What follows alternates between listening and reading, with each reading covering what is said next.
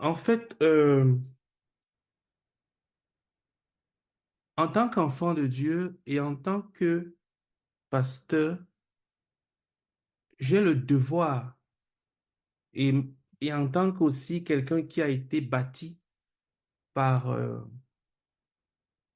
par un homme de Dieu, quelqu'un qui a marché avec Dieu, je veux dire, il y a comme une dette en moi de devoir communiquer ce que j'ai reçu. Les apôtres qui avaient marché avec le Seigneur Jésus-Christ étaient endettés du message de Jésus-Christ. C'est-à-dire que le succès de l'œuvre de Jésus-Christ reposait sur eux. Si Pierre et les autres apôtres euh, ils avaient gardé ce qu'ils avaient reçu, on n'aurait pas le Nouveau Testament. Donc, euh, j'ai un devoir de vous communiquer quelque chose que malheureusement la génération dans laquelle nous vivons ne connaît pas. Ce n'est pas juste, je ne veux pas juste vous partager la parole de Dieu, la Bible. Donc, il ne s'agit pas juste de vous partager la Bible. Je voudrais vous introduire dans une vie, euh, comment je peux dire ça? C'est-à-dire que dans une réalité de la Bible, de sorte que chacun d'entre nous puisse vivre sur cette terre-ci, à cette époque-ci de notre génération, avec la réalité de l'expérience de Jésus-Christ dans sa vie. C'est pour ça que je voulais commencer avec vous ce travail. Nous allons travailler, en fait, nous allons travailler à partir des messages écrits par le professeur Zach Téléphone, que j'appelle très affectueusement le frère Zach, qui a écrit ce livre qui s'appelle Le chemin de la vie, qui est un livre qui a été écrit pour introduire chaque personne qui le désire, comme on va le voir, dans une relation d'intimité profonde avec le Seigneur Jésus-Christ. Désolé, j'ai un petit problème aux yeux depuis hier. Donc,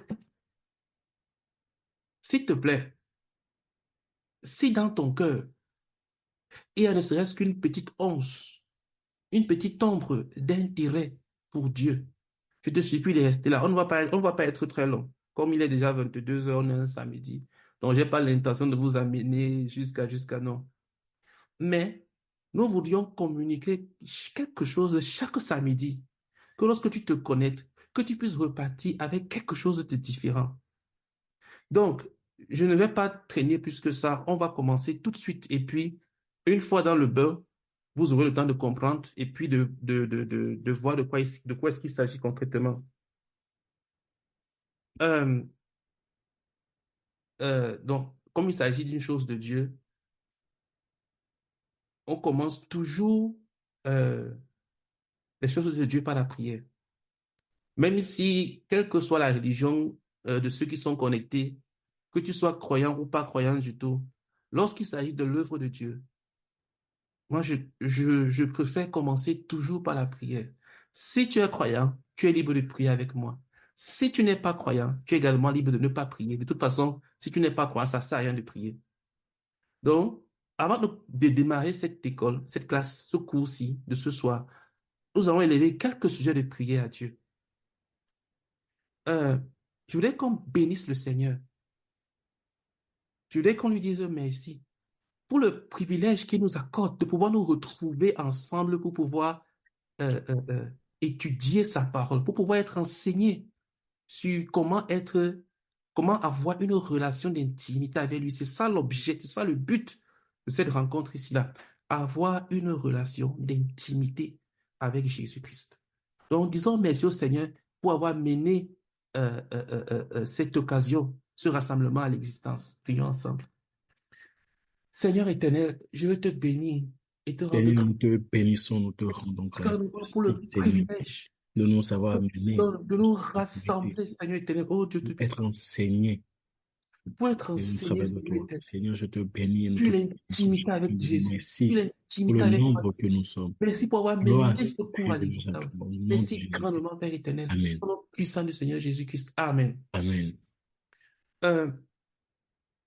Prions afin que Dieu lui-même vienne nous enseigner. La Bible dit que là où 2 ou 3 sont rassemblés à mon nom, je suis présent. Mais comme je l'ai déjà, ceux qui ont l'habitude de m'écouter, je l'ai déjà dit, Dieu peut être présent pour le bien de la personne, comme également pour le malheur, parce qu'il peut venir pour juger, comme il peut venir pour bénir. Nous voulons qu'il vienne pour nous bénir. On ne veut pas seulement qu'il soit présent.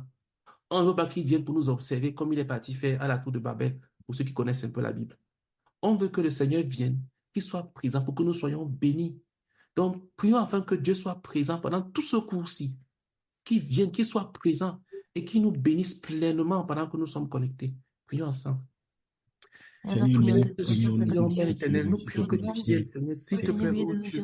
tu es bien, Seigneur, Oh Père ta éternel, présence. viens, Viens, sois au Père, que présent, sois l'intestin de présent, sois ton Père, qui est là présent, où Seigneur. de façon Viens nous rassemblée. bénir, viens nous Père, rencontrer, au milieu de viens Seigneur, rencontrer viens au chacun Père, d'entre nous, Seigneur, à rencontre son tout niveau. chacun Nous de te nous. prions, s'il te plaît, oh Dieu, au nom puissant de ton Fils Jésus-Christ. Jésus-Christ. Amen. Amen. Ok. Prions afin que Dieu amène d'autres personnes à se connecter. C'est vrai que c'est une heure un peu... Bon, j'ai essayé de mettre une heure où je me suis dit que normalement, à cette heure-ci, on devrait avoir liquidé un peu certaines occupations. Et donc, du coup, avant d'aller dormir, on prend une petite minute, de 60 minutes avec le Seigneur avant d'aller dormir. Donc, c'est pour ça qu'on a remis ça. Sinon, au départ, j'avais pensé 20 heures. Mais après, je me suis dit que non, 20 heures, ce ne sera pas vraiment adapté, surtout pour plusieurs d'entre nous qui sont parents et qui avons des enfants. Donc, prions que le Seigneur amène d'autres à se connecter, à nous rejoindre, que nous soyons nombreux pour commencer cette classe. Prions ensemble. Seigneur, nous prions que tu amènes plusieurs Seigneur, nous personnes. prions, s'il te plaît, Père, Oh amène plusieurs, Seigneur, amène ton Père plusieurs à éternel, se toutes les connecter, personnes à nous que rejoindre, que tu as à nous prévues rejoindre. qui doivent S'il être te plaît, présentes dans cette s'il te plaît, connexion, amène que ceux qui amènent, plusieurs pour descendre, rappelle-le. s'il te plaît, à Amène au cliquer, Père à se éternel, toutes connecter, les personnes, Seigneur, rappelle à à toutes les venir être personnes qui ont enseigné, vu le Seigneur, s'il message, te plaît, oh Dieu, qui ont au vu le nom message, puissant de ton que c'est le Fils. moment fait qu'ils se connectent au Père, au nom de Jésus-Christ. Amen. Amen. Ok. Pardon, si tu connais quelqu'un qui n'est pas là et qui peut-être a dit qu'il sera là ou même qui ne t'a pas répondu, s'il te plaît, va cherche en inbox la personne et puis rappelle-la de se connecter. Je ne sais plus si on dit rappelle ou bien rappelle-lui. Je crois qu'on rappelle quelqu'un. C'est ça. Donc, non, on rappelle à quelqu'un, rappelle-lui de se connecter. Euh, et qu'elle vienne. Donc, si tu connais quelqu'un qui doit être là, dis-lui de venir. Ok. Dernier sujet de prière avant qu'on entre dans le bain. Prions afin que euh, Prions afin que le Seigneur nous bénisse tous avec un cœur honnête et bon. Il nous faut tous qui sommes connectés, il nous faut avoir un cœur honnête et bon. Un cœur honnête, c'est quoi? Un cœur honnête, c'est un cœur qui est vrai, qui ne se ment pas à soi-même. Ça veut dire quoi? Ça veut dire que lorsque tu écoutes une vérité, même si cette vérité te condamne, tu l'acceptes. C'est être intègre, c'est être vrai, c'est être juste. Si tu n'as pas un cœur qui est honnête, quand tu vas entendre que la parole de Dieu dit ça, et que ce que la parole de Dieu dit te condamne, tu vas dire que non, non, non, non, non. Tu vas trouver des astuces. Et quand tu as ce genre de cœur, tu ne peux rien recevoir de Dieu. Donc, il te faut avoir un cœur honnête, un cœur qui est vrai. Il te faut également avoir un cœur bon. Un cœur bon, c'est pas un cœur qui est parfait. Un cœur bon, c'est un cœur qui veut faire la volonté de Dieu. Un cœur bon, c'est un cœur qui veut plaire à Dieu. Il peut avoir des défauts, des échecs, des faiblesses, mais dans ce cœur-là, il veut réellement et sincèrement plaire à Dieu. C'est à Dieu qui veut plaire. Donc, si tu as un cœur honnête et tu as un cœur bon, tu vas recevoir quelque chose de Dieu pendant le temps que nous allons passer ici. Mais si ton cœur est faux et ton cœur est méchant, tu vas perdre ton temps. Tu perdras ton temps. Si tu as un cœur malhonnête et un cœur faux, tu vas perdre ton temps. Mais si tu as un cœur honnête, un cœur qui veut vraiment faire du progrès, un cœur qui veut vraiment, un cœur qui est sincère, alors prions pour que Dieu nous accorde à chacun d'entre nous un cœur honnête et bon. afin qu'on puisse recevoir un ministère, afin qu'on soit visité pendant ce temps-ci. Prions ensemble. Seigneur, nous te supplions, accorde à chacun d'entre nous d'avoir un cœur honnête. Seigneur, S'il te plaît, oh Seigneur, s'il te nous prions plaît, que pour bénis chacun personne qui d'entre soit nous, connecté ici bénis, n'ait un cœur malhonnête. bénis Oh chacun Seigneur, que pour de personne qui soit connecté ici n'ait un cœur Seigneur, mauvais, méchant, qui déteste Dieu. Seigneur, Et accorde à chacun d'entre nous un cœur honnête et bon, un cœur honnête et oh bon. Seigneur, c'est S'il un te cœur plaît, Père. honnête. Pour Oh notre Père, mon Dieu, Saint-Homme. bénis chacun de nous, s'il te plaît, Père, au nom de Amen. Jésus-Christ. Au nom de Amen. Jésus. Amen. Amen. OK. Alors, je vais vous partager quelque chose. Donnez-moi une minute. Tac, tac. Alors, est-ce qu'il est...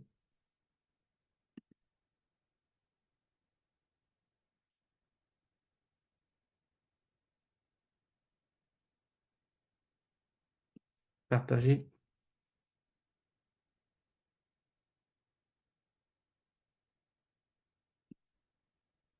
Allez. Je voulais d'abord qu'on commence par voir les fondements avant d'entrer dans le livre. C'est quoi gagner une âme à Christ? Qu'est-ce que nous allons faire? Qu'est-ce que nous sommes en train de vouloir faire? Écoute très bien. Il y a 3 choses que je veux d'abord dire. C'est que nous ne sommes pas ici pour détourner quelqu'un de son église. Non. Nous ne faisons pas le prosélytisme d'une religion. Donc la première chose qu'il faut que tu comprennes, c'est que si tu es un enfant de Dieu et que tu es dans une communauté d'enfants de Dieu où tu es pleinement épanoui, tu as reçu le Seigneur Jésus-Christ dans ta vie comme ton Seigneur et comme ton Sauveur, et tu es en train de marcher avec Dieu, tu connais Dieu, tu ne vis pas dans le péché, tu marches avec lui. Ce que nous allons faire va t'aider à grandir, peut-être, mais pas plus que ça. On ne cherche pas à te faire quitter de quelque chose. Non. Deuxièmement, nous ne sommes pas là pour agrandir le nombre de membres de notre église. Non. On ne cherche pas à, comment dire, des manipulations pour te montrer que telle église ou telle autre église, ce n'est pas du tout un partage sur les églises. Nous ne parlons pas d'église, nous ne parlons pas de religion. Nous allons parler de Christ. Donc, ce que nous allons voir aujourd'hui et dans les autres jours et dans les autres semaines à venir, c'est sur le fait de connaître Christ. Ce n'est pas sur le fait d'être membre d'une église. Non. Nous ne sommes pas là pour prêcher pour le nom d'une église. Non. Nous voulons que les gens rencontrent Jésus-Christ. Nous voulons que les gens connaissent Jésus-Christ. Nous voulons que les gens aient une relation avec Jésus-Christ. C'est pour ça que la troisième chose, c'est que nous ne voulons pas susciter l'excitation dans le cœur des gens. Vous dites, ah vraiment, vraiment, tu connais Dieu, tu connais beaucoup la Bible. Ça n'intéresse personne. Non. Ce qui nous intéresse, ce que nous voulons, c'est que tu entres dans une relation personnelle et d'intimité profonde avec le Seigneur Jésus-Christ. Que Jésus-Christ soit le Seigneur et le roi de toute ta vie. Voilà ce qui nous importe le plus. Si ce n'est pas encore le cas, ce n'est pas un problème. C'est pour ça que tu as dit que tu es au bon endroit.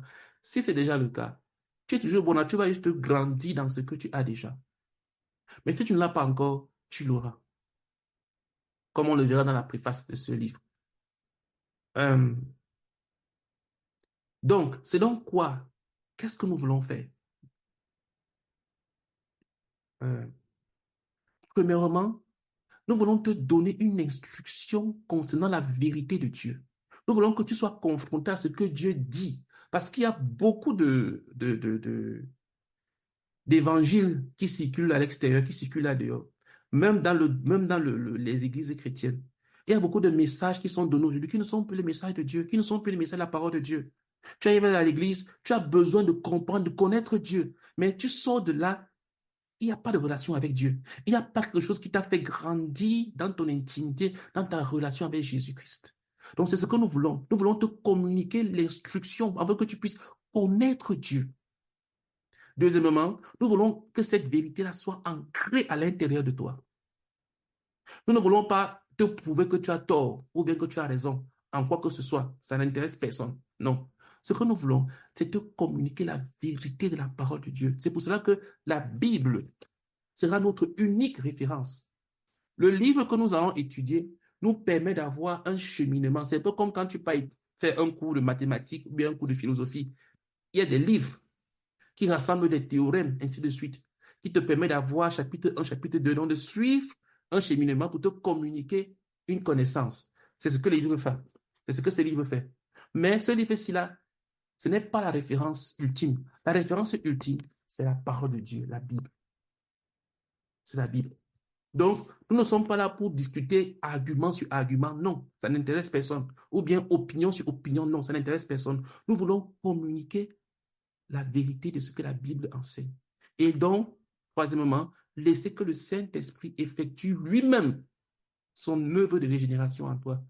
Parce que, ayant été confronté à la vérité, ayant été confronté à la parole de Dieu, tu vas commencer donc, par le Saint-Esprit, à commencer à voir, à avoir les yeux ouverts et à découvrir ce que Dieu dit et ce que Dieu est réellement. Et c'est comme ça que tu seras transformé. Donc, voilà ce que nous voulons faire. Voilà l'objet de ce cours. Ce ne sera pas un cours de discussion, comme je l'ai dit, sur les églises, sur les religions, sur les arguments, sur les traditions, non. Nous allons parler de Christ, du Seigneur Jésus-Christ, et nous allons avoir comme référence commune la Bible. Le livre nous servira simplement de cheminement, de vérité. Donc, nous allons commencer. Je vais commencer d'abord pour aujourd'hui, dans un premier temps. Je vais commencer parce que, comme j'ai d'abord fait une introduction, nous sommes déjà à 25 minutes et tout. Donc, on n'aura pas beaucoup de temps si je demande à telle ou telle personne de lire. Mais ce que l'on va faire, c'est que pour les prochaines sessions, ce sera souvent certaines personnes connectées qui vont lire, quoi, qui vont participer, qui vont lire, et ainsi de suite. Pour aujourd'hui, je vais m'en occuper entièrement. Mais pour les prochaines fois, je vais laisser certaines personnes lire. Euh, donc, en quoi consiste le partage d'aujourd'hui? Nous allons lire la Bible pour avoir le contexte. Ensuite, nous allons lire le livre pour avoir le cheminement. Mais permettez-moi d'abord de vous dire l'objet du livre. Pourquoi est-ce que ce livre a été écrit? Ce livre est le premier d'une série de 14 ouvrages traitant de la vie chrétienne. Étant dans le premier, son thème porte sur la voie d'entrée dans la vie chrétienne, le chemin pour entrer dans la communion avec Jésus, la porte d'entrée dans la communion avec Dieu, le chemin de la vie. Donc ce livre ici va t'enseigner sur les bases, les fondements. Vous voyez, on peut construire un joli bâtiment, très beau, à l'extérieur, mais si les fondations n'ont pas été bien profondes et bien construites, ce bâtiment va s'écrouler à la moindre tempête. Et ce qui se passe dans la vie de plusieurs chrétiens, qui se disent même chrétiens, peut-être même qu'ils ne le sont pas. Pourquoi? Parce qu'ils n'ont pas reçu les bonnes fondations. Ils n'ont pas été convenablement construits, convenablement bâtis. Ils n'ont pas de racines solides. Par conséquent, ils n'arrivent pas à tenir dans la vie chrétienne. Donc, l'objet de cette vidéo, c'est pour te permettre d'avoir des fondations solides. Il est spécialement fait pour t'aider à trouver le Seigneur Jésus. Il est écrit pour t'aider à entrer dans cette vie qu'il offre gratuitement à tous ceux qui se tournent vers lui. Il faut que tu comprennes que la vie chrétienne est une vie gratuite. Le salut est un salut gratuit. On ne paye pas pour être sauvé. On ne paye pas. Si quelqu'un t'a dit qu'il faut que tu donnes de l'argent, il faut que tu donnes quoi que ce soit en argent, que ce soit en œuvre. On ne paye pas, c'est-à-dire que il n'y a pas un truc que tu donnes en échange pour être sauvé. La seule chose que tu apportes pour être sauvé, c'est ta vie de péché et ton indépendance vis-à-vis de Dieu. La vie chrétienne est gratuite, elle est reçue gratuitement. Je prends souvent l'exemple de la vie naturelle. Aucun d'entre nous n'a payé pour vivre naturellement. Nous avons reçu la vie que nous avons gratuitement de nos parents. On ne leur a pas payé. Aucun enfant n'a payé pour naître. Donc la vie chrétienne est une vie gratuite. Le salut de Dieu est gratuit de notre point de vue. Mais elle est payante du point de vue de Dieu parce que Dieu a payé pour que ce soit gratuit pour nous. Parce qu'en réalité, rien n'est gratuit dans le monde. C'est juste que quelqu'un d'autre paye. C'est pour ça que c'est gratuit pour toi. Donc, pour nous, c'est gratuit. Parce que Jésus-Christ a payé ce salut pour nous. Donc, tu n'as rien d'autre à faire pour être sauvé, sauf par la foi. On le verra plus loin. J'emboîte un peu le pas. Donc, c'est l'objet de ce livre-ci là. Pour te donner les fondations de la foi chrétienne solide. Donc, ce livre est ton livre. Lis-le, rencontre le Seigneur Jésus, donne-toi à lui. C'est alors que tu commenceras à vivre réellement. Pendant que tu commences la lecture, nous t'encourageons à aller jusqu'au bout et à répondre aussi aux questions qui te sont posées à la fin de chaque chapitre. Il y a des questions, on les verra plus loin. Notre prière est qu'à la fin de cette lecture, tu puisses entrer dans une relation vivante avec Jésus. Et alors, tu pourras aussi dire, Jésus est mon sauveur. Que Dieu te bénisse abondamment. Yaoundé 27 mai 1982, Zacharias Stanislas. Donc, voilà l'objet de ce livre. Voilà l'objet de notre cours d'aujourd'hui et des semaines. Je pense qu'on va faire au moins 7 semaines, minimum 7 semaines sur ce cours-ci-là, sur ce livre. Et à la fin de cela, tu vas sortir là avec une vie chrétienne solide. Si c'est ce que tu recherches. Si tu recherches autre chose, non, on n'a pas ça à te donner. Mais si c'est que tu veux avoir une vie chrétienne solide, forte, enrichie, tu ressortiras de là avec. S'il te plaît, si tu as des questions, note-les au fur et à mesure que nous avançons. Et à la fin, on aura un temps pour poser des questions. Sois tranquille, je suis conscient qu'il est 22h30. Donc, je sais qu'il se fait tard. Donc, mais note les questions que tu as et puis on partagera dessus après. OK.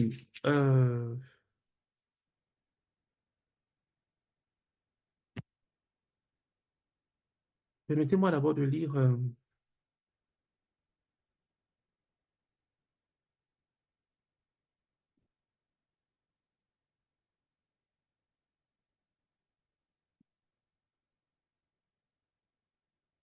passage dans la Bible. Je vais lire les 2 premiers chapitres. Comme je vous ai dit, aujourd'hui, je vais lire parce qu'on est déjà à 30. Mais la semaine prochaine, s'il te plaît, je vais vous donner avant de partir les passages. Pour ceux qui n'ont pas le livre, il peut être trouvé. Je vais vous montrer le lien du livre ou bien on vous l'enverra. Ça ne coûte pas cher. Tu peux l'avoir à moins de 10 euros, la version papier. Je crois à 10 euros sur Amazon. Hein. Moi, je vois même que c'est 8,50 €. C'est ce que je suis le modèle que j'ai en main, 8,50 €. Ça, c'est le modèle papier. Je pense que le modèle numérique, comme ce que je suis en train d'utiliser, est beaucoup plus moins cher. Tu peux l'avoir même en numérique aussi. Sinon, on l'a en version PDF. Donc, on peut te l'envoyer en PDF gratuitement. Si tu veux, on te l'envoie en PDF gratuitement, si tu ne l'as pas. Donc, je vais donner des passages à lire pour les prochaines fois pour qu'on avance plus vite et pour que tu puisses également lire, également participer. Donc, au commencement, Dieu créa les cieux. Je lis Genèse chapitre 1, du verset 1 au verset 31. Au commencement, Dieu créa les cieux et la terre. La terre était informe et vide. Il y avait des ténèbres à la surface de l'abîme, et l'Esprit de Dieu se mouvait au-dessus des eaux. Dieu dit que la lumière soit, et la lumière fut. Dieu vit que la lumière était bonne, et Dieu sépara la lumière d'avec les ténèbres. Dieu appela la lumière jour, et il appela les ténèbres nuit. Ainsi il y eut un soir et il y eut un matin. Ce fut le premier jour. Euh, Dieu dit qu'il y ait une étendue entre les eaux, et qu'elle sépare les eaux d'avec les eaux. Et Dieu fit l'étendue, et il sépara les eaux qui sont au-dessous de l'étendue avec les eaux qui sont en dessous de l'étendue. Et cela fut ainsi. Dieu appela l'étendue ciel. Ainsi il y eut un soir et il y eut un matin. Ce fut le second jour. Dieu dit que les eaux qui sont au-dessous du ciel se rassemblent en un seul lieu, et que le sec paraisse, et cela fut ainsi. Dieu appela le sec terre, et il appela la mer des eaux mer. Dieu vit que cela était très bon. Pardon, que cela était bon. Puis Dieu dit que la terre produise de la verdure, de l'herbe portant de la semence, des arbres fruitiers donnant du fruit selon leur espèce, et ayant en eux leur semence sur la terre. Et cela fut ainsi. La terre produisit de la verdure, de l'herbe portant de la semence selon son espèce, et des arbres donnant du fruit et ayant en eux leur semence selon leur espèce. Dieu vit que cela était bon. Ainsi, il y eut un soir et il y eut un matin. Ce fut le troisième jour. Euh,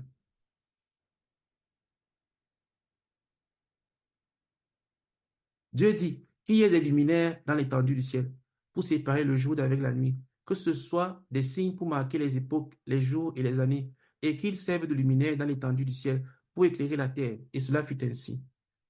Dieu fit les deux grands luminaires, et le plus grand luminaire pour présider au jour, et le plus petit luminaire pour présider à la nuit. Il fit aussi les étoiles. Dieu les plaça dans l'étendue du ciel, pour éclairer la terre, pour présider au jour et à la nuit, et pour séparer la lumière d'avec les ténèbres. Dieu vit que cela était bon. Ainsi, il y eut un soir et il y eut un matin. Ce fut le quatrième jour. Dieu dit que les eaux produisent en abondance des animaux vivants et que des oiseaux volent sur la terre vers l'étendue du ciel. Dieu créa les grands poissons et tous les animaux vivants qui se meuvent et que les eaux produisent en eux en abondance selon leur espèce. Il créa aussi tout oiseau ailé selon son espèce. Dieu vit que cela était bon. Dieu les bénit en disant, soyez féconds, multipliez et remplissez les eaux des mers et que les oiseaux multiplient sur la terre. Ainsi, il y eut un soir et il y eut un matin, ce fut le cinquième jour. Dieu dit que la terre produise des animaux vivants selon leur espèce, du bétail, des reptiles et des animaux terrestres selon leur espèce. Et cela fut ainsi. Dieu fit les animaux de la terre selon leur espèce, le bétail selon son espèce et tous les reptiles de la terre selon leur espèce. Dieu vit que cela était bon. Puis Dieu dit, faisons l'homme à notre image, selon notre ressemblance, et qu'il domine sur les poissons de la mer, sur les oiseaux du ciel, sur les bétails sur la terre, sur toute la terre, et sur tous les reptiles qui rampent sur la terre. Dieu créa l'homme à son image, il le créa à l'image de Dieu. Il créa l'homme et la femme. Dieu les bénit et Dieu leur dit, soyez féconds, multipliez, remplissez la terre et assujettissez-la, et dominez sur les poissons de la mer, sur les oiseaux du ciel et sur tout animal qui se meut sur la terre. Et Dieu dit, voici, je vous donne toute herbe portant de la semence et qui est à la surface de toute la terre, et tout arbre ayant en lui du fruit d'arbre et portant de la semence, ce sera votre nourriture. Et à tout animal de la terre, et à tout oiseau du ciel, et à tout ce qui se meut sur la terre, ayant en soi un souffle de vie, je donne toute herbe verte pour nourriture, et cela fut ainsi. Dieu vit tout ce qu'il avait fait, et voici, cela était très bon. Ainsi, il y eut un soir et il y eut un matin, ce fut le sixième jour. Donc là, c'était Genèse chapitre 1. Ok, merci, j'ai soif. Ok, donc là, je suis en train de vous placer le contexte biblique de ce que nous allons lire et étudier. C'est rapide, hein. Excusez-moi de le faire moi-même la semaine prochaine. Vous le ferez. C'est juste que je veux qu'on avance un peu plus vite. Donc, je vous prie d'être concentré, de ne pas être distrait. Parce que quand on ne fait rien, on peut facilement être distrait. Donc, je lis rapidement ça. Ok, 27 verset. Ainsi furent achevés les cieux et la terre et toute leur armée. Dieu acheva au septième jour son œuvre qu'il avait faite, et il se reposa au septième jour de toute son œuvre qu'il avait faite. Dieu bénit le septième jour et il le sanctifia, parce qu'en ce jour, il se reposa de toute son œuvre qu'il avait créée en l'en faisant. Voici les origines des cieux et de la terre, quand ils furent créés. Lorsque l'Éternel Dieu fit la terre et les cieux, aucun arbuste des champs n'était encore sur la terre, et aucune herbe des champs ne germait encore, car l'Éternel Dieu n'avait pas fait pleuvoir sur la terre, et il n'y avait point d'homme pour cultiver le sol. Mais une vapeur s'éleva de la terre et arrosa toute la surface du sol. L'Éternel Dieu forma l'homme de la poussière de la terre, il souffla dans ses narines un souffle de vie, et l'homme devint une âme vivante. Puis l'Éternel Dieu planta un jardin en Éden, du côté de l'Orient, et il y mit l'homme qu'il avait formé. L'Éternel Dieu fit pousser du sol des arbres de toute espèce, agréables à voir et bons à manger, et l'arbre de la vie au milieu du jardin, et l'arbre de la connaissance du bien et du mal. Un fleuve sortait d'Éden pour arroser le jardin, et de là il se divisait en 4 bras. Le nom du premier est Pishon, c'est celui qui entoure tout le pays de Havila, où se trouve l'or. L'or de ce pays est pur. On y trouve aussi le bdellium et la pierre d'onyx. Le nom du second fleuve est Gihon, c'est celui qui entoure tout le pays de Couche. Le nom du troisième est Hiddekel, c'est celui qui coule à l'orient de la Syrie. Le quatrième fleuve, c'est l'Euphrate. L'Éternel Dieu prit l'homme, le plaça dans le jardin d'Éden pour le cultiver et pour le garder. L'Éternel Dieu donna cet ordre à l'homme. Tu pourras manger de tous les arbres du jardin, mais tu ne mangeras pas de l'arbre de la connaissance du bien et du mal, car le jour où tu en mangeras, tu mourras certainement. L'Éternel Dieu dit, il n'est pas bon que l'homme soit seul. Je lui ferai une aide semblable à lui. L'Éternel Dieu forma de la terre tous les animaux des champs et tous les oiseaux du ciel, et il les fit venir vers l'homme pour voir comment il les appellerait. Et afin que tout être vivant porte le nom que lui donnerait l'homme. Et l'homme donna des noms à tout le bétail, et aux oiseaux du ciel, et à tous les animaux des champs. Mais pour l'homme, il ne trouva point d'aide semblable à lui. Alors l'Éternel fit tomber un profond sommeil sur l'homme, qui s'endormit. Il prit une de ses côtes et referma la chair à sa place. L'Éternel Dieu forma une femme de la côte qu'il avait prise de l'homme, et il l'amena vers l'homme. Et l'homme dit, voici cette fois celle qui est os de mes os et chair de ma chair. On l'appellera femme, parce qu'elle a été prise de l'homme. C'est pourquoi l'homme quittera son père et sa mère et s'attachera à sa femme, et ils deviendront une seule chair. L'homme et sa femme étaient tous deux nus, et ils n'en avaient point honte. Alléluia. OK. Donc, là, on a sémé le contexte. Maintenant, nous allons lire le texte. L'ancienne création. Écoute bien, c'est ici maintenant que nous allons davantage commenter et enseigner. La Bible dit, si quelqu'un est en Christ, il est une nouvelle créature. Les choses anciennes sont passées. Voici, toutes choses sont devenues nouvelles. 2 Corinthiens 5, verset 17. Ce verset nous montre qu'il y a deux créations, l'ancienne création et la nouvelle création. Nous allons donc d'abord considérer l'ancienne création. En fait, la Bible nous enseigne que il y a deux genres de création. Il y a ce qu'on appelle une nouvelle création, qui est caractérisée par le fait d'être en Christ, c'est-à-dire ceux qui ont accepté Jésus-Christ. Ils sont une nouvelle création. Et ceux qui ne l'ont pas accepté, ils sont une ancienne création. Parce que lorsqu'on parle de nouveauté, c'est parce qu'il y a ancienneté. Si on dit ancienneté, c'est parce qu'il y a nouveauté. Donc, quand la Bible parle de nouvelle création, ça veut dire que ce qui n'est pas nouveau est ancien. Donc, dans ce chapitre-ci, là, nous allons étudier c'est quoi l'ancienne création. C'est-à-dire quoi, en d'autres termes? Ceux qui ne sont pas en Christ, qu'est-ce que c'est? D'où est-ce que ça vient? Parfois, tu poses des questions à quelqu'un, tu lui demandes, est-ce que tu es chrétien? Est-ce que tu crois en Dieu? Et il te répond, oui, je suis chrétien, je crois en Dieu. Et après, tu lui dis, depuis quand? Il te dit depuis qu'il est tout petit, qu'il vient d'une famille chrétienne. Je ne sais pas, peut-être c'est ton cas. Peut-être que pour toi, tu es chrétien depuis que tu es tout petit, parce que tu viens d'une famille chrétienne. J'aimerais te dire que on ne naît pas chrétien, mais on devient chrétien. C'est-à-dire quoi? C'est-à-dire que il y a un moment où tu es devenu chrétien. Si tu ne connais pas ce moment, donc il y a un moment où tu étais une ancienne création, tu étais hors de Christ. Ensuite, tu es devenu une nouvelle création, tu es passé en Christ. Ce n'est pas depuis que tu es tout petit, non. C'est une transformation, c'est un changement, quelque chose s'est passé. Mais au départ, il n'y avait pas deux créations. Lisons un peu. Au départ, comme on a lu les Genèse 1 et 2, donc vous avez déjà l'arrière-plan. Le but originel de Dieu, le but originel de Dieu était qu'il n'y ait qu'une seule création. Sa création parfaite. Euh, pour accomplir ce but. Donc, au départ, Dieu avait créé quelque chose de parfait. Voilà ce que Dieu voulait.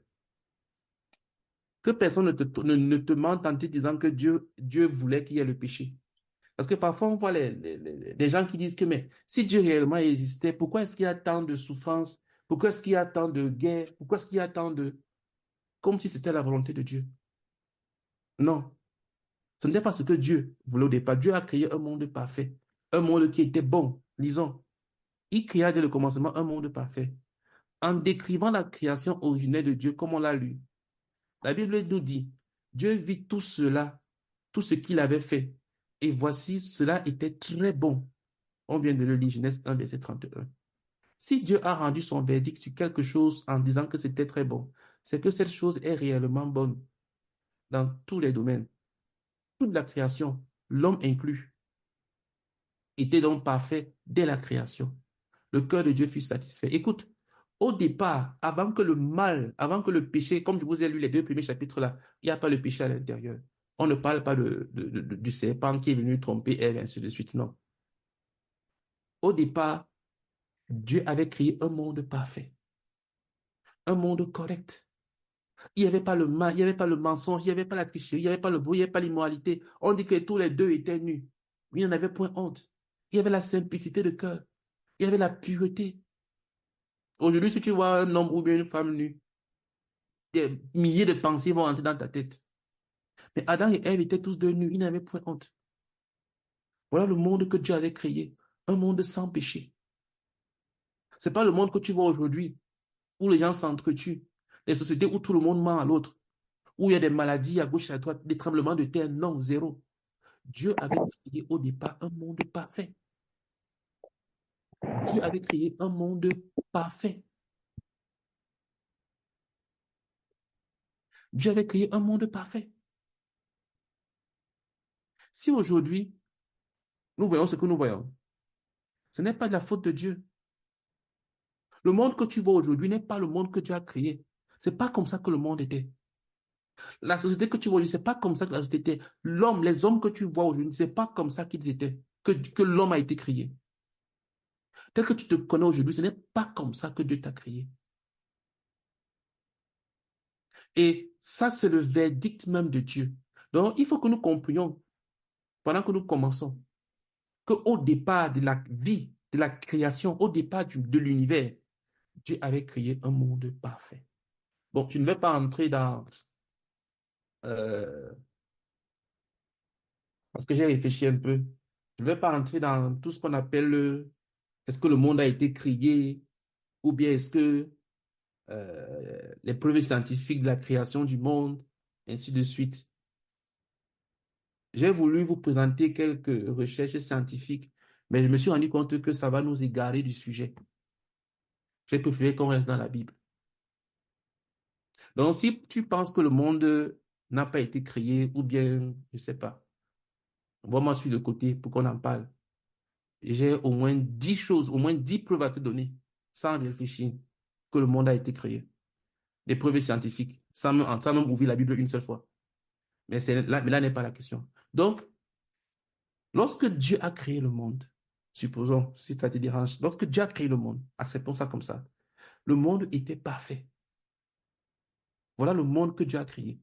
Donc, que quelqu'un ne vienne pas accuser Dieu en disant que comment est-ce que si un Dieu existait, pourquoi est-ce qu'il y aurait tant de guerres et tout, ce n'est pas ça, ce n'est pas lui qui a créé ça. Parce que je le dis parce que j'ai entendu plusieurs fois des gens répéter ça. Donc, il faut que dans ta conscience, que tu saches que ce n'est pas Dieu qui est l'auteur de ces choses que tu vois. Les maladies, ce n'est pas Dieu qui en est l'auteur. Les meurtres, les crimes, les guerres, la méchanceté, ce n'est pas Dieu qui en est l'auteur. Dieu n'a pas créé le monde comme ça. C'est comme si tu fais ton logiciel et puis les gens viennent d'injecter des virus à l'intérieur. Donc, ce n'est pas Dieu. Euh, voilà comment est-ce que le monde était. Voilà ce que Dieu avait fait au départ. Un monde parfait. Maintenant, pourquoi est-ce que Dieu a-t-il créé l'homme? Écoute très bien parce que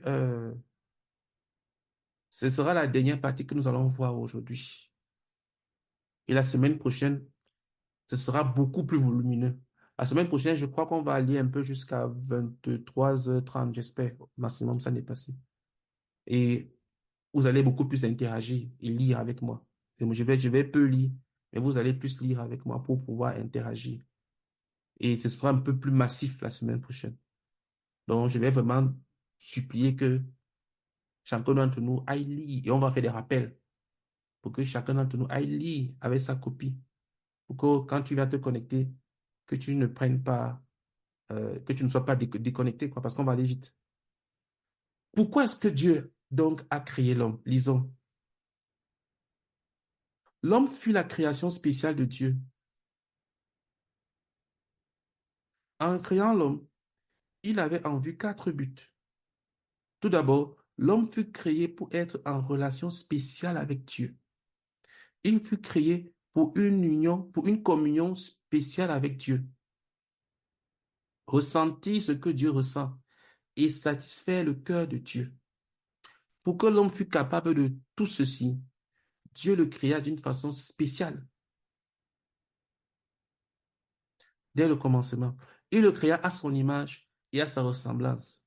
La Bible dit, puis Dieu dit, faisons l'homme à notre image, selon notre ressemblance, et qu'il domine sur les poissons de la mer, sur les oiseaux du ciel, sur le bétail, sur toute la terre, et sur tous les reptiles qui rampent sur la terre. Genèse 1, verset 26. Donc, la première raison pour laquelle Dieu a créé l'homme, parce que il y a on dit quoi? Il y a des questions existentielles, philosophiques. Pourquoi est-ce que l'homme existe? Pourquoi est-ce que l'homme est sur Terre? Quel est le but de l'existence? Peut-être que toi-même tu t'es déjà posé cette question. Pourquoi est-ce que je suis là? Pourquoi est-ce que Dieu m'a même créé? Si tu n'étais jamais posé cette question, c'est que tu dois vraiment être le genre de personne qui aime bien jouir des choses visibles. Mais je sais qu'il y a un certain âge dans la vie où parfois on se pose des questions existentielles du genre, pourquoi est-ce que j'existe? Pourquoi est-ce que je suis sur Terre? Écoute, la première raison pour laquelle Dieu t'a créé, c'est pour que tu aies une relation spéciale avec lui. Comment? Pourquoi est-ce que je dis ça? Dans le verset 26, il a dit, faisons l'homme à notre image, selon notre ressemblance. Il y a un dicton, un proverbe qui dit que qui se ressemble, s'assemble. Je ne sais plus si c'est si ça semble, se ressemble, qui se ressemble, s'assemble. Lorsque Dieu a voulu créer l'homme, il s'est regardé dans le miroir. Lorsque Dieu a voulu te créer, ici je parle de l'homme et la femme, il s'est regardé dans le miroir, il t'a créé. Donc tu existes pour avoir une relation personnelle et intime avec Dieu. C'est pour ça que nous sommes là. Et tant que tu n'auras pas une relation personnelle et intime profonde avec Dieu, sache que tu n'es pas en train de vivre ce pourquoi Dieu t'a créé. Quel que soit ce que tu sois en train de vivre actuellement. Je ne sais pas ce que tu es en train de vivre en ce moment. Peut-être que tu as beaucoup d'expériences spirituelles, familiales, professionnelles. Tu découvres beaucoup de choses, tu es très épanoui, ainsi de suite. Mais si tu n'es pas en train de vivre une relation d'intimité avec Dieu, sache que la première raison pour laquelle tu existes, tu es passé à côté. Parce que Dieu t'a fait selon sa ressemblance, pour que tu lui sois proche. Si Dieu ne voulait pas qu'on lui soit proche, pourquoi est-ce qu'il nous a créé à sa ressemblance, à son image? Pourquoi est-ce que la Bible ne dit pas que quand Dieu a créé les animaux, il a fait selon sa ressemblance? Comme on l'a vu, il a dit que la terre produise. La terre a produit. Il a dit que la mer produise les poissons, la mer a produit. Mais pourquoi est-ce que lorsqu'il s'agit de te créer, de créer l'homme, Dieu dit faisons l'homme à notre image. Et il ne dit pas seulement que je fais, il dit faisons. Donc, ce sont les trois dieux. Attention, les trois personnes en Dieu, pas les trois dieux, les trois personnes en Dieu. Le Père, le Fils et le Saint-Esprit, qui se sont dit faisons l'homme comme nous, afin qu'il nous ressemble, qu'il soit comme nous. Pas physiquement, parce que Dieu n'est pas physique comme toi et moi. Non. Mais dans l'être, dans le caractère, dans la personnalité. Dieu t'a créé pour que tu le ressembles dans l'être, dans le caractère, dans la façon d'être. C'est pour ça que il t'a donné une intelligence. Tu réfléchis. Il t'a créé également en trois dimensions. Lui également, il est en trois personnes. Le Père, le Fils et le Saint-Esprit. Toi également, tu es en trois personnes. Le corps, l'âme et l'esprit. Parce et les trois personnes en Dieu sont un. Le Père, le Fils et le Saint-Esprit sont un seul Dieu. Et toi également, ton corps, ton âme et ton esprit forment une seule personne, toi. Quand je parle avec ton corps, je parle avec toi. Quand je parle avec ton âme, je parle avec toi. Quand je parle avec ton esprit, je parle avec toi. Dieu voulait que tu le ressembles, que tu sois comme lui. C'est la première raison pour laquelle Dieu nous a créés. Que nous ayons une relation profonde, intimité, une communion avec lui. C'est pour ça qu'il nous a fait selon sa ressemblance, afin que nous puissions le comprendre, qu'il puisse interagir avec nous, qui s'assemble, se ressemble, bien qui se ressemble, s'assemble. Les gens ont tendance à se regrouper par affinité. Ah, ça c'est le quartier des Chinois. Voilà le quartier des tels, le quartier des Africains, le quartier des Sénégalais, le quartier des Ivoiriens, le quartier des Camerounais, le quartier. Donc les gens ont tendance à se rassembler par affinité. Donc quand Dieu nous a créés avec les mêmes affinités que lui, à sa ressemblance, c'est pourquoi? C'est parce qu'il voulait se rassembler avec nous. Donc la première raison pour laquelle tu existes, c'est pour que tu sois proche de Dieu. Donc s'il te plaît, si tu dois partir aujourd'hui avec une chose dans la tête, sache que si tu n'es pas proche de Dieu, tu es en dehors de la vie que Dieu avait planifiée pour toi. Quelle que soit cette vie, que tu aies du succès professionnel, que tu aies du succès dans ton mariage, que tu aies du succès dans tes études, que tu aies du succès dans tout ce que tu veux. Si tu n'es pas proche de Dieu à partir de ton cœur, et tu n'as pas besoin de l'exposer, Dieu voit ton cœur et toi-même tu le sais, que tu n'es pas proche de Dieu, tu es passé à côté. Parce que voilà pourquoi Dieu t'avait créé. Il voulait que tu lui sois proche. C'est pour ça que nous sommes là à 23 heures, un samedi. Deuxième raison. Deuxièmement, l'homme fut créé pour dominer. Cette domination était basée sur le fait que l'homme aurait satisfait le cœur de Dieu en étant spécialement uni à lui. Il aurait donc la domination sur le reste de la création. En d'autres termes, l'homme devait volontairement se soumettre à la direction et à la domination de Dieu. En retour, Dieu devait lui donner la capacité de dominer sur le reste de la création. Le but premier de Dieu était que l'homme puisse avoir une domination sans limite sur le reste de la création. Il devait avoir de l'autorité. Écoute, la deuxième raison pour laquelle Dieu t'a créé, c'est pour que tu domines.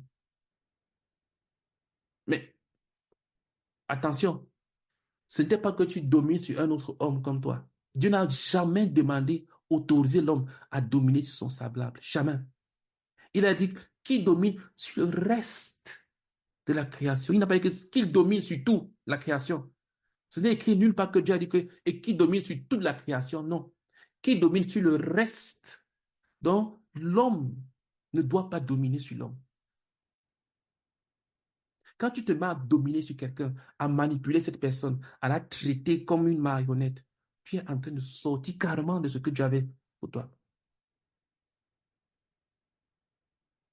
Mais la domination que Dieu t'a donnée devait être basée sur le fait que tu as une vie de soumission à lui. Pourquoi? Parce que Dieu n'est pas physique, il n'est pas matériel, Dieu c'est un esprit. Mais le monde dans lequel nous vivons, c'est un monde matériel, c'est un monde physique. Il y a de la matière, on peut dire qu'on peut toucher. Dieu a créé donc, dans le monde visible, dans le monde matériel, Dieu a créé un représentant, comme une sorte d'ambassadeur, quelqu'un qui va le représenter. C'est pour ça qu'il a fait selon son image, pour que la personne là soit comme lui, afin que le monde physique, le monde visible, puisse voir à quoi Dieu ressemble, de façon dans le caractère. Comment est-ce que Dieu est? Et donc, l'homme là, cette créature-là, devait exercer la dominance parce que Dieu domine sur le reste de toute la création. Il voulait que l'homme soit comme ça. Dieu voulait que tu domines sur toutes les circonstances de ta vie. Dieu t'a créé pour que tu domines sur toutes les circonstances de ta vie. Seulement, cette domination-là était basée sur une soumission à Dieu. C'est de là que tu devais tirer la source pour dominer sur les circonstances de ta vie. Ça veut dire que quand tu es dépassé par les événements, quelque part, regarde bien dans ta vie, tu vois qu'il y a de la rébellion contre Dieu. Parce que la soumission à Dieu, la soumission au Seigneur Jésus-Christ est une source de puissance. Quand quelqu'un est en train de suivre Jésus-Christ, c'est comme s'il rechargeait ses batteries. C'est comme s'il s'est chargé en puissance pour affronter la vie. Mais si tu veux juste te contenter des livres de développement personnel qui t'enseignent à quel point tu es merveilleux, à quel point tu n'as pas besoin de Dieu pour réussir, vas-y. Mais quelque part, tu vas te compromettre. Toutes les personnes que vous voyez être des dominateurs qui vous enseignent comment réussir dans la vie sans avoir besoin de Dieu, en d'autres termes, qui vous enseignent le monde. Quand vous allez bien examiner en profondeur ces genres de vie-là, vous allez voir qu'il y a des compromissions, du mensonge quelque part. Il va arriver un point où ces gens ne vont pas dire la vérité dans certaines choses. Dans certaines circonstances, ils sont obligés de mentir. Pourquoi? Parce qu'ils ne comptent que sur eux. Mais quand tu suis le Seigneur Jésus-Christ, quand tu te soumets à lui, quand tu lui obéis, quand tu marches avec Dieu et que tu es confronté aux difficultés de la vie, tu as de l'assurance pour prier et pour voir comment est-ce qu'il agit. Tu as de l'assurance. Ta conscience est claire, est propre. Mais quand tu suis seulement des moments personnels qui te disent combien tu es merveilleux, tu n'as pas besoin de Jésus-Christ pour réussir. Quand tu seras confronté à des choses que tu ne maîtrises pas, qu'est-ce que tu vas faire? Tu vas mentir, tu vas te compromettre, tu vas dire des choses qui ne sont pas vraies, tu vas te tromper sur les chiffres, tu vas faire un silence mensonger.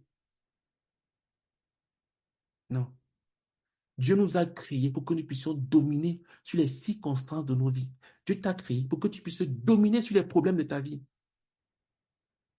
Mais la source de cette puissance-là, de cette domination-là, se trouve dans la soumission à Jésus-Christ. Je suis Jésus-Christ, je me charge mes batteries. Il me donne la capacité, la force d'affronter la vie. Mais si je mets Jésus-Christ de côté, je mets Dieu de côté, je vis ma vie comme je pense, je vais me compromettre, je vais faire des choses terribles, des choses sales, honteuses. Donc la deuxième raison, c'est pour que tu domines. Donc quand tu n'es pas en train de dominer, il y a un problème. Quand tu es déprimé, quand tu es dépassé par la vie, ça veut dire qu'il y a un problème. Il y a un problème dans ta relation avec Dieu. Dieu ne t'a pas créé pour ça. Dieu ne t'a pas créé pour que tu sois déprimé. Il ne t'a pas créé pour que la vie te dépasse. Non. Il t'a créé pour que tu domines, que tu te lèves, que tu domines sur les problèmes. Que tu ne sois pas lâche pour dire, ah, vraiment, je suis découragé. Quand quelqu'un dit qu'il est découragé, c'est parce qu'il y a une autre solution. Quand tu n'as qu'une seule voie, tu ne peux pas être découragé. Tu vas seulement avancer. Tu penses à retourner en arrière parce qu'il sait que tu as encore un pont qui est derrière. Mais quand tu sais que les ponts sont cassés, je n'ai plus le choix, tu vas te décourager comment? Tu as quel autre choix? Les gens qui se découragent sont des gens qui ne croient pas en Dieu, des contrefaits, qui ne marchent pas avec Dieu. Quand tu es découragé, tu es en train de dire que vraiment Dieu a échoué. Je sais que toute chose est possible à Dieu, mais pour ces choses-ci, là, ce n'est pas possible pour lui. Donc, ça ne vaut pas la peine, je suis découragé. Non, je ne crois donc pas que Dieu est tout puissant. C'est pour ça que je suis découragé. Non. Dieu t'a créé pour que tu domines. Tu domines toutes les circonstances de ta vie. Seulement, cette domination-là est assujettie à sa domination, à lui sur ta vie. Troisième raison.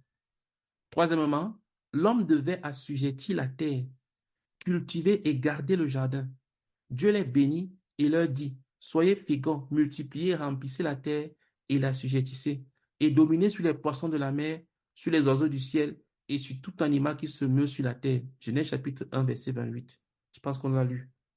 L'Éternel Dieu prit l'homme et le plaça dans le jardin d'Éden pour le cultiver et pour le garder. Genèse chapitre 2, verset 15. Ça également, on l'a lu. Pour assujettir la terre, l'homme devait travailler dur. Dieu n'a jamais voulu que l'homme soit paresseux. Il a toujours été et sera toujours contre la paresse. Donc, les gens qui considèrent que être chrétien, c'est être paresseux, ou bien que quand on demande aux gens de prier, ça signifie qu'on se place comme ça, et puis on dit, oh Seigneur, bénis-moi avec l'argent, mais ne fais pas que j'aille travailler. Ou bien Seigneur, bénis-moi avec un emploi, mais il ne faut pas que j'écrive des lettres de motivation, ou bien que je fasse mon CV, ou bien que j'aille postuler, ou bien que je me forme. Non. Dieu est contre ce genre de prière. Toute prière qui ne te pousse pas au travail, toute prière qui ne te pousse pas à l'action, c'est une fausse prière. La vie chrétienne est une vie de travail dur. Regardez à quelle heure nous sommes connectés, nous sommes là. Il est 23 heures et nous sommes là en train de parler de Dieu. C'est ça la vie chrétienne. Donc si quelqu'un dit qu'il est chrétien, il passe son temps à dormir, à boire, à vivre dans les plaisirs. Le dimanche, il s'habille bien, il part à l'église chanter, danser. C'est un faux chrétien. Donc, la troisième raison pour laquelle Dieu t'a créé, c'était pour assujettir la terre. Assujettir la terre, ça signifie quoi?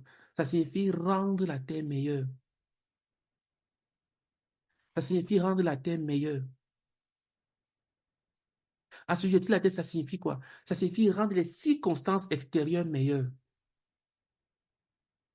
Et pour cela, qu'est-ce que Dieu a fait? La Bible dit que Dieu a fait un jardin. Il a placé l'homme dans le jardin. Pourquoi? Afin que l'on puisse avoir un prototype, une maquette qui devait aller pour reproduire. Donc, qu'est-ce que Dieu attend de toi? Dieu veut que tu assujettisses ton environnement, que tu rendes ton environnement meilleur. Tu dois être le genre de personne que quand tu es quelque part, les problèmes sont résolus. Et non pas que quand tu es quelque part, tu viens avec les problèmes. Dieu t'a créé pour que tu sois un dirigeant, que tu sois un leader. Le leader, c'est quoi? Le leader, c'est celui qui arrive quelque part pour résoudre les problèmes. Quand un dirigeant est quelque part, les gens sont au repos. Dieu nous a créés pour que nous soyons des leaders. Dieu n'a créé aucun suiveur. Les gens qui sont là, qui attendent comme ça. Dieu n'a créé, parce que ce n'est pas dans sa nature. Il n'est pas comme ça. Or, comme il nous a tous créés à son image, alors, nous sommes tous des dirigeants. Nous sommes tous des leaders. Et qu'est-ce que le leader fait? Le leader assujettit son environnement. Quand il arrive et qu'il voit des problèmes, il les résout. Il ne vient pas comme ça, dit, ah, vraiment, c'est compliqué. On va même faire comment? On fait comment ici, là? On fait comment? Vous avez quelle solution? On fait comment? On fait comment? Non. Dieu t'a créé pour que tu assujettisses ton environnement. Que là où tu arrives, les problèmes sont résolus. Et non pas que tu deviennes un problème. Donc, si tu es la personne que quand tu viens chez les gens, on dit, ah, cette personne, elle est encore venue. Tu as un problème avec Dieu. Dieu ne t'a pas créé pour ça. Dieu t'a créé pour que tu assujettisses, que tu sois un enfant de paix. Que partout où tu arrives, les gens sont au repos. Que quand tu es là, les gens sont... Ah. Et pour cela, donc, il t'a donné un modèle. C'est comme ça que Dieu fonctionne. Dieu, qu'est-ce que Dieu fait? Il te montre un modèle. Il te dit, va reproduire. Moi, personnellement, ce que je suis en train de faire aujourd'hui avec vous, c'est pendant plusieurs années, j'ai été enseigné comme ça. Et j'ai vu la personne qui a enseigné, celui qui a écrit ce livre-ci, le frère Zach, son nom qui est affiché en haut là. Il a été à nous enseigner comme ça, cette marche avec Dieu. Et ayant vu ce modèle-là, je le reproduis. Afin que vous également, ayant le modèle-ci là, que vous ayez également le reproduire. Parce que c'est comme ça que Dieu fonctionne. Donc la troisième raison pour laquelle Dieu t'a créé, c'est pour assujettir. Tu devais rentrer partout, tu arrives beau. Tu arrives dans une maison. Quand tu pars de là, la maison s'écroule. Tu achètes une voiture qui a fait 10 ans comme ma voiture, qui a fait près de 30 ans. Dès que je l'ai acheté, elle est montée entre mes mains. Si tu as des personnes si tu as des personnes que les appareils viennent mourir entre tes mains, ça a duré en secondes, à gauche, à droite. Mais dès que ça arrive, c'est un cimetière. Il y a un problème. Il y a un problème. Tu dois être le genre de personnes que quand tu touches à une chose, tu embellis la chose. Tu rends la chose meilleure. Quelqu'un te prête sa chose. Quand tu la lui remets, elle est meilleure qu'avant. Elle est améliorée. Voilà ce que tu dois être. C'est la troisième raison pour laquelle Dieu t'a créé, pour assujettir la terre. La quatrième et dernière raison qu'on va avoir, et on va s'arrêter pour ce soir, c'est que l'homme devait obéir à Dieu. La relation spéciale entre Dieu et l'homme pouvait continuer seulement sur cette base, que l'homme obéisse parfaitement à Dieu. Sans cette obéissance, toute chose serait détruite et mise en pièces. Si l'homme désobéissait à Dieu, il perdrait aussi son pouvoir sur le reste de la création. L'obéissance est normalement éprouvée par des commandements. La Bible dit, l'Éternel Dieu donna cet ordre à l'homme. Tu pourras manger de tous les arbres du jardin, mais tu ne mangeras pas de l'arbre de la connaissance du bien et du mal, car le jour où tu en mangeras, tu mourras. Genèse 2, du verset 16 au verset 17. Ainsi, toutes choses furent concentrées sur l'obéissance. L'homme pouvait obéir ou désobéir. Il avait le choix. Dieu lui avait donné la liberté de faire ce qu'il voulait.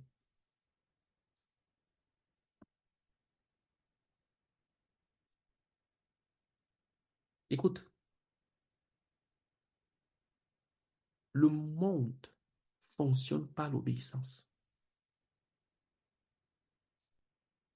Il n'y a rien qui marche sans obéissance. Rien. Je ne parle même pas encore de chrétiens. Je dis bien qu'il n'y a rien qui marche. Si tu vois une entreprise qui fonctionne, c'est parce que là-dedans, il y a des gens qui obéissent à certaines choses. Toi-même qui travailles, quand tu arrives au bureau, tu obéis, tu dois obéir. Tu vois les gens qui obéissent. Pour ceux qui sont des étudiants, quand tu es à l'université, à l'école, tu dois obéir à ce que les enseignants, à ce que l'administration dit. Tu obéis. Il faut que tu comprennes que sans obéissance, il n'y a pas de vie. Sans l'obéissance, sans la discipline de l'obéissance, avec l'anarchie, tout s'arrête. L'anarchie ne peut rien produire. L'obéissance est l'essence de la vie.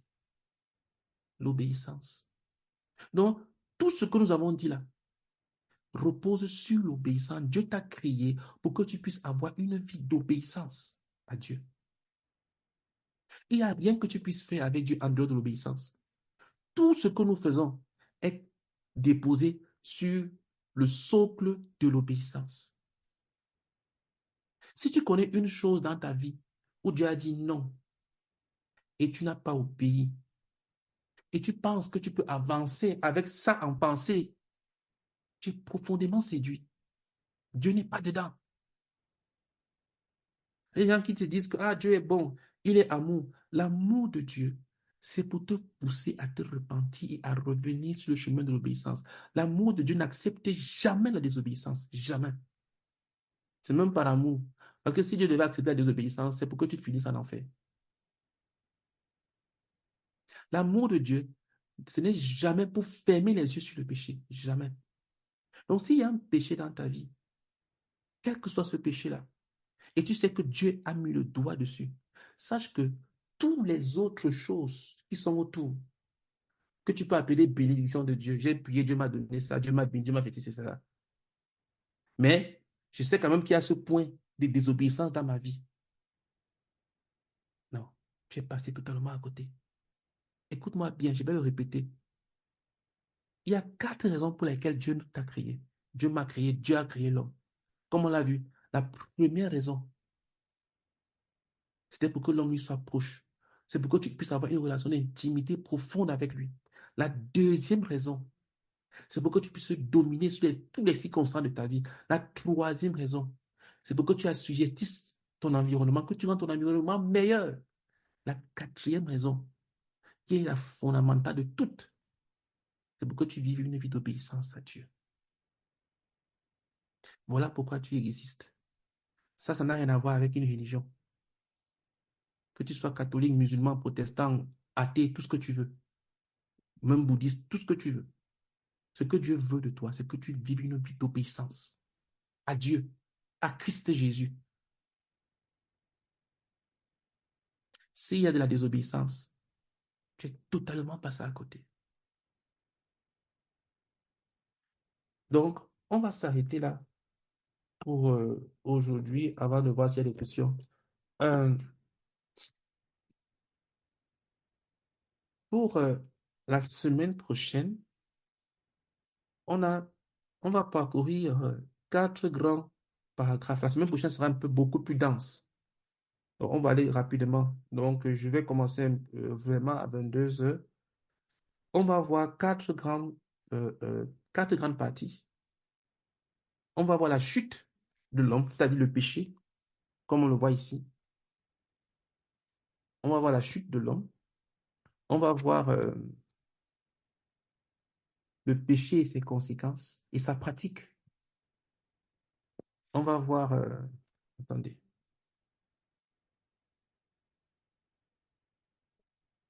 Donc, on va voir la chute de l'homme. J'ai un petit carnet. On va voir les conséquences de la chute. Donc, on va voir l'ancienne création, pardon. Et on va voir le péché. Et enfin, on verra la fin de l'ancienne création. Voilà. Donc, pour la semaine prochaine, pardon, pour ceux qui se sont procurés, je vous propose de lire entièrement. OK. Auré a demandé quelle est la différence entre. OK, on va répondre aux questions après, Auré. Attends, je clôture ce passage ici, puis on va répondre aux questions pendant le temps qui nous reste. Je pense que si on peut finir souvent, le plus souvent à 23h30, c'est bon. Comme ça, on a 30 minutes pour aller dormir. Euh, donc, comme je disais, la semaine prochaine, pardon, lisons le chapitre 3 et 4, je crois, de la Genèse. Pourquoi je vous donne l'information? Parce qu'on ne va pas relire dans la Bible. Et lisons le reste du chapitre 1. Donc, tout ça, le péché en pratique. Donc, on va vraiment essayer d'aller un peu vite, quoi. Et on va terminer. Donc, comme je l'ai dit, je veux qu'on fasse au moins au plus en 7 semaines. Donc, si tu peux lire le reste du chapitre 1, comme ça, la semaine prochaine, on avance un peu plus vite. OK, gloire à Dieu. Je vais répondre aux questions maintenant. Alors, je commence par la question de Auré qui demande quelle est la différence entre les verbes assujettir et dominer? Je pense que dans assujettir ou bien dans dominer, je ne sais plus dans l'un dans l'autre, il y a l'un dans l'autre. Parce que dominer quelqu'un, c'est l'assujettir à soi-même. C'est-à-dire que quand on assujettit quelqu'un, je ne suis pas prof de français, c'est qu'on l'oblige à faire quelque chose. On l'oblige à devenir quelque chose. C'est ça, assujetti. Je suis assujetti à faire ça. Je suis assujetti à devenir ça. Je suis obligé de faire ça. Je peux le devenir par obligation, par domination, parce que quelqu'un domine sur moi, il m'oblige à faire ça. Mais dans le cadre de ce passage ici là, et dans le cadre de ce que j'ai partagé, domination ici là, c'est prendre de la hauteur vis-à-vis de soi-même. C'est exercer un pouvoir. C'est-à-dire, c'est exercer une autorité. L'autorité, en l'occurrence de Dieu ici. Mais ici, dans Assujetti, il s'agit ici là maintenant de l'environnement qui te demande de transformer cet environnement-là en utilisant l'autorité de la domination de Dieu. Ça veut dire quoi? Ça veut dire que je me sers du 2 pour accomplir le 3. Je marche avec Dieu. Je reçois l'autorité de Dieu. Et avec l'autorité que j'ai de Dieu, j'assujettis mon environnement. Je ne sais pas si Auré a compris, c'est elle qui a posé la question. Je marche avec Dieu. Je reçois l'autorité de Dieu. Et j'assujettis mon environnement. OK. Est-ce qu'il y a une autre question? Soit tu peux écrire ou bien tu peux ouvrir ton micro, c'est comme tu veux. Et puis on va s'arrêter là. On va faire le point pour le résumé et puis on va s'arrêter. OK. Bon, je vais faire le résumé et puis on va prier, on va aller se reposer. Donc, comme je l'ai dit, l'objectif de ce travail, c'est pour que nous ayons une relation d'intimité profonde avec Jésus-Christ. Je ne recherche pas deux choses. Est-ce que tu as une relation d'intimité profonde avec Jésus-Christ? Est-ce que Jésus-Christ est le Seigneur de ta vie? Voilà ce que nous recherchons. Donc, nous avons commencé par quoi? Nous avons commencé par présenter le fait qu'il existe deux créations. Le monde est divisé en deux. Ceux qui sont en Christ et ceux qui ne sont pas en Christ. Ceux qui sont en Jésus-Christ et ceux qui ne sont pas en Jésus-Christ. Ceux qui sont en Jésus-Christ, on les appelle la nouvelle création. Et ceux qui ne sont pas en Jésus-Christ, on appelle ça l'ancienne création. Jusqu'ici, là, ce que nous avons vu aujourd'hui, il n'y a ni nouvelle ni ancienne. Il n'y a que la création de Dieu. Parce que le péché n'a pas encore intervenu. La semaine prochaine, on va parler de l'ancienne création. Jusqu'ici, là, il n'y a ni nouvelle ni ancienne. Jusqu'ici, là, il n'y a qu'une seule création, la création parfaite de Dieu. Donc, au départ, Dieu a créé un monde parfait, comme on l'a lu. Que personne ne vienne te dire que ce qui est là dans le monde, c'est le monde actuel que Dieu a créé. Dieu n'a pas créé ce monde-ci là. Et si tu veux savoir, le monde sur lequel tu vis actuellement est appelé à être détruit. Donc, les écologistes qui se battent pour préserver le monde s'y est appelé à être détruit par le feu. Ce monde sera détruit par le feu. Et c'est prouvé même scientifiquement, parce que dans 5 milliards d'années, le soleil va exploser. Les scientifiques ont déjà calculé ça. Donc, le monde s'est appelé à être détruit. Il y aura un nouveau monde, une nouvelle terre. Mais ça, c'est beaucoup plus loin qu'on verra ça. Donc, reste dans le cours, tu verras ça plus loin. Donc voilà ce qu'on a vu. Dieu a créé un monde parfait. Pourquoi est-ce que Dieu a créé l'homme? Dieu a créé l'homme pour 4 raisons. Premièrement, il a créé l'homme pour que l'homme lui soit proche, pour que l'homme le connaisse, pour que l'homme ait une intimité avec lui. Et pour cela, il a créé l'homme à sa ressemblance, à son image. Deuxièmement, il a créé l'homme pour que l'homme puisse dominer sur les circonstances de sa vie et sur le reste de la création. Il n'a pas créé l'homme pour que l'homme domine sur son semblable, non. Donc, il t'a créé pour que tu puisses dominer. Et la domination, là, vient d'où? Elle ne vient pas des manipulations ou bien du développement personnel, non. Ou bien de, je sais pas, non. Ou bien de la pensée positive, non. La domination, là, vient de la soumission à Christ, qui est la source de la puissance. Troisièmement, Dieu t'a créé pour que tu assujettisses la terre. C'est-à-dire quoi? C'est-à-dire que tu rendes la terre meilleure, beau, belle, comme le jardin d'Éden. Ça veut dire que Dieu va te montrer un modèle. Il va te montrer quelqu'un qui marche avec Dieu. Il va te montrer quelqu'un qui sait Dieu. Il va te montrer quelqu'un qui aime Dieu. Il va te mettre dans l'environnement de quelqu'un qui, qui, qui, qui peut te produire un prototype que toi, tu peux prendre pour aller reproduire. C'est comme ça que Dieu fonctionne. Dieu te place quelque part où tu peux voir afin d'aller reproduire. Dieu a toujours fonctionné comme ça. C'est pour ça qu'on a l'Ancien Testament qui est l'ombre des choses à venir dans le Nouveau Testament. Dieu fonctionne toujours comme ça. Il montre un prototype. Donc Dieu t'a créé pour que tu puisses assujettir, c'est-à-dire rendre ton monde meilleur en ayant le meilleur dans ses par rapport à quelque chose que tu as vu de meilleur. Tu as vu un truc meilleur et ce qui n'est pas bien, tu rends ça comme ça. C'est pour ça qu'il a fait de toi un dirigeant, un leader, pour apporter des solutions et non des problèmes. Et enfin, quatrièmement, on a vu que tout cela repose sur l'obéissance. Si tu n'es pas en train d'obéir à Dieu, tu es passé à côté. Voilà ce qu'on a dit. Et Auré a posé la question dont on a répondu là. Donc voilà, on utilise la domination pour assujettir. Tu utilises ta capacité de te concentrer sur Dieu pour rendre ton monde meilleur. Donc quand tu arrives au bureau et que tu as des collègues qui sont grossiers, qui disent des paroles grossières, qui disent des choses bizarres, qu'est-ce que tu fais?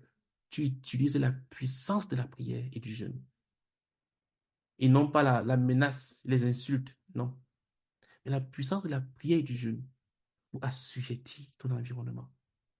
Tu as un manager qui te casse la tête, qui te dérange. Tu utilises la puissance, la domination que Dieu t'a donnée par la prière et par le jeûne pour assujettir ton environnement. Et pour cela, tu gardes une vie d'obéissance et d'intimité avec Dieu. Merci beaucoup pour chacun de nous qui sommes connectés. La semaine prochaine, donc, s'il vous plaît, lisez, procurez-vous déjà le livre. Pour ceux qui ne l'ont pas, pour ceux qui veulent l'avoir en PDF, on peut le lire, on peut le renvoyer. Faites juste la demande, on vous l'envoie. Et, ou alors pour ceux qui peuvent l'avoir en version papier. Donc, vous pouvez vous en procurer sur Amazon ou alors on peut vous l'envoyer. J'en ai pas mal de copies gratuites ici chez moi. Mais lisez le chapitre 1 en entier. Terminez-le. La semaine prochaine, soyons présents à 22h. On va commencer vraiment à 22h. On ne va pas attendre. Et, et préparez également des questions. Vous avez des questions, n'hésitez pas à les poser. Donc, comme je l'ai dit, on va s'arranger à faire 7 semaines. On a déjà fait une semaine. 7 semaines, on aura terminé. On va passer à notre cours. Donc, l'objectif, comme je l'ai dit, c'est avoir une relation personnelle et intime avec Dieu. C'est ça le but. OK. Bénissons le Seigneur. On va s'arrêter là. Bénissons le Seigneur pour tout ce qu'il nous a enseigné ce soir. Je ne sais pas. J'espère que tu as appris quelque chose et que tu as reçu quelque chose et que tu es venu étant sérieux, c'est-à-dire avec quelque chose à, À attendre, à recevoir. voilà. OK. Euh, Bénissons le Seigneur pour ce moment. Je viens de me rendre compte que j'ai une caméra qui est allumée. Je me demande que, waouh. Je ne savais pas que la caméra était allumée, c'est pour ça. Donc, bénissons le Seigneur ensemble pour ce moment d'enseignement et de partage que nous avons eu ensemble. Seigneur, nous te Nous te bénissons, Seigneur, et nous te rendons grâce. Merci grandement pour ce moment de partage. Merci, Seigneur. Merci grandement pour tout ce que tu nous as dit. Seigneur éternel. Merci grandement, Père, pour Dieu. Au nom de ton Fils Jésus-Christ. Amen. Tu es béni, gloire et louange à toi. Au nom de Jésus-Christ. Amen. Amen. Pardon. Prions que chacun de nous aille finir le chapitre 1. S'il te plaît, va le lire. Nous tu as une semaine pour le faire. Il n'y a rien qui réussit sans sérieux. Il n'y a rien dans la vie qui marche sans qu'on ne soit sérieux à l'intérieur. Rien. Et la vie chrétienne, c'est la chose la plus sérieuse qui soit. Donc, s'il te plaît, soyons sérieux. Va et lis en entier ce chapitre pour que la prochaine fois, on aille un peu plus vite. Donc, prions pour que chacun de nous aille lire ces quelques pages, aille lire et achever le chapitre 1 du chemin de la vie. Prions ensemble. Seigneur, nous prions, Seigneur, s'il te plaît, chacun d'entre nous d'aller, Seigneur, lire et chapitre 1, Seigneur, nous prions avant samedi prochain, pour ceux qui ne vont pas acheter le livre, pour qu'ils demandent la version PDF et qu'ils aillent lire sur le chapitre 1 au nom de Jésus-Christ. Amen. Amen. Dernier sujet de prière, pardon. Prions afin que ce que nous avons reçu soit protégé et devienne vie à l'intérieur de nous. Parce que si ce n'est pas protégé, ça va être volé par Satan. Dès qu'on va se déconnecter là, tu vas passer à beaucoup d'autres choses. Pardon, prions pour que Dieu protège dans le cœur de chacun d'entre nous ce qu'il a reçu. Et que ce qu'il a reçu porte du fruit dans sa vie, du fruit qui va demeurer. Prions ensemble. Seigneur, nous prions. Nous prions, oh Dieu de puissant, que tu protèges ce que chacun d'entre nous a reçu. S'il te plaît, protège, Seigneur. Oh Seigneur, protège, oh Dieu. Que cela ne soit point volé, et que cela devienne vie en chacun de nous, Seigneur. S'il te plaît, fais grandir, fais croître ce que tu as semé dans le cœur de chacun d'entre nous ce soir. Au nom de Jésus-Christ. Amen. Amen. Ok. Prions que le Seigneur nous ramène ici la semaine prochaine. Pour tous, prions. Seigneur, nous prions avec que tu nous ramènes la semaine prochaine, Seigneur éternel. Que personne qui était connecté ce soir soit absent la semaine prochaine. Que nous soyons là encore plus nombreux, Seigneur, s'il te plaît, pour étudier la fin du chapitre 1. S'il te plaît, au nom de Jésus. Amen. Amen.